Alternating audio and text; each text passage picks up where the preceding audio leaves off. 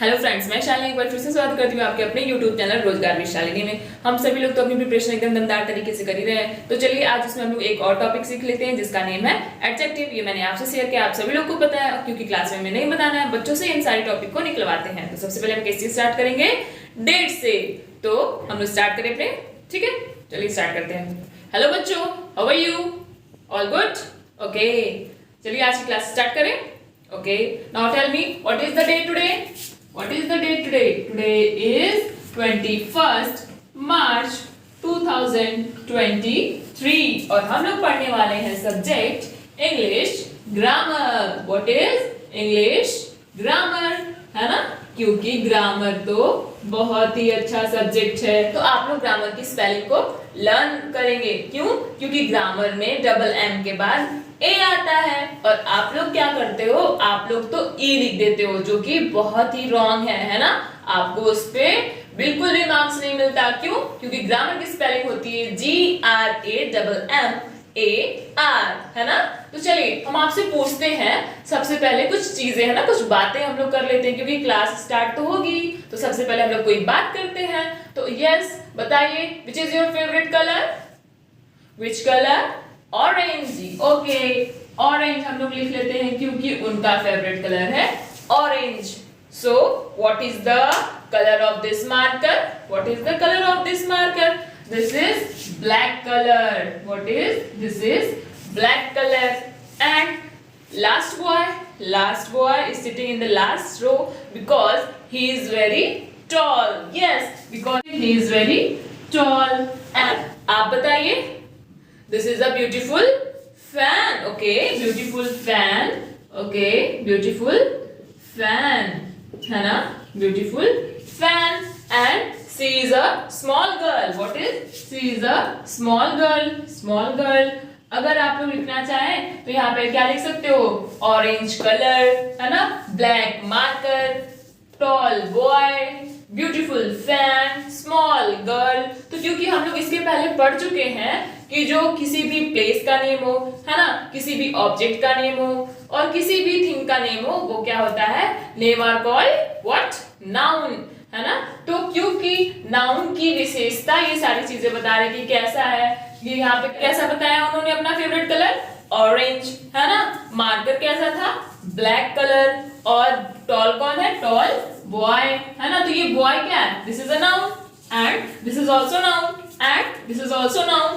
तो नाउन की विशेषता बताने वाले शब्द को हम लोग क्या बोलते हैं? एडजेक्टिव। What is adjective? तो today's our topic is adjective. What is adjective, है ना? क्योंकि नाउन की विशेषता, noun is a what? Noun is a naming word and adjective is a describing word which describes the noun and pronoun. What is? Noun is a naming word and adjective is a describing word which describes the noun and pronoun, है ना? Noun और pronoun की विशेषता बताता है adjective।